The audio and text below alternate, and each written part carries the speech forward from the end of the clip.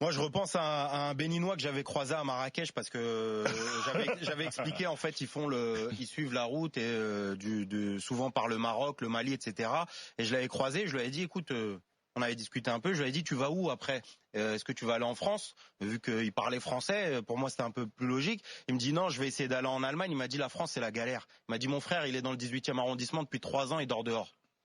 Vous imaginez quelqu'un qui vient du Bénin, qui fait la Manche à Marrakech, il a déjà conscience que la France, c'est plus une terre d'accueil, c'est plus une terre où en fait on met la priorité sur l'être humain. Donc moi je trouve ça, je suis scandalisé. On veut que des gosses fassent du ping-pong ou un match de foot dans un gymnase et laisser les gens crever dehors. Enfin moi pour moi c'est juste inadmissible.